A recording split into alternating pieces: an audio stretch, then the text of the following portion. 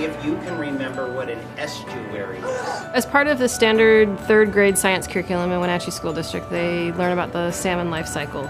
So we started concocting this idea about having salmon tanks in the classroom so that the kids could actually see the progression of the salmon going from eggs until fry and alevin.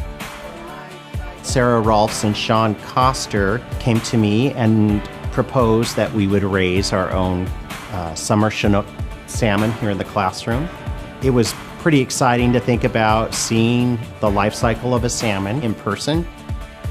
So we wrote some grants and we were able to get a salmon tank and watch them grow in the classroom. The kids were extremely excited. A lot of times when they come in first time in the morning, they thought, you know, what's going on in the tank today, and are they okay? And they were concerned a little bit because underneath the lip of the basket, some of the eggs were getting caught in there. And so I was like, okay, well, what would you do differently? So we've ended up going into a design challenge where we built models out of popsicle sticks and netting to try and figure out what might be a better solution to it. We're going to use a 3D printer, and then we're going to send a letter with the models to the manufacturer from the third grade class saying, hey, you guys might think about redesigning your egg basket. After a while, they could see movement inside of some of the eggs. They were concerned that maybe a lot of the eggs would not hatch, or that we might have dead salmon floating around. I was concerned about that as well, but pretty much all 100 salmon hatched. Sean has been a fantastic partner. He's able to, you know, be another community member that comes in and provides his area of passion and his area of expertise.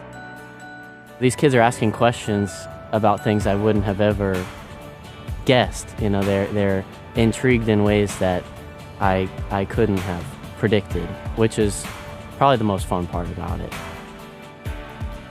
Kids asking me if salmon can smile.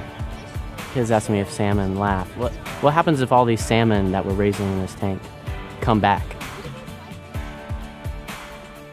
We need to take it back to square one and let them witness nature firsthand in a way that I, nor their teacher, nor Sarah or any other adult could ever teach them.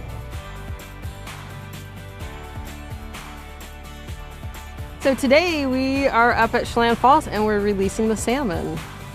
This is the culminating experience of something we've been building up to for months now. These kids have learned a lot about salmon since we've been raising them in the classroom, and I can ask them a question about any stage of their life or anything about them, and they can have that answer instantly. Does anybody remember what we talked about, the percentage of salmon that survive? One of the things that Sean and I talked about doing is letting each of the kids release a salmon fry one by one and getting to name them, give them a little wish. Can you guys do that for me? And we're going to be really gentle. We're going to go down to the river. One at a time, we're going to dump our fish in, right? Maybe out here. We could read these things in a textbook. We could look at them on a video. But for the kids to see the salmon develop, to have the opportunity to release them into the river, it's so important for that hands-on learning. I think it's really important that we as a community embrace our education system. Historically, we've kind of seen them as isolated institutions that are self-contained and don't need help from the community. But I think it's critical that people bring what they're passionate about and show the kids that. It is so important for not only educators to be part of these kids' lives and to teach them, but to have community members come into the classrooms and share their knowledge. This is transforming the way that I'm teaching and the way that the kids are learning. What is their habitat now? The river. So what does that mean? It used to be a fish.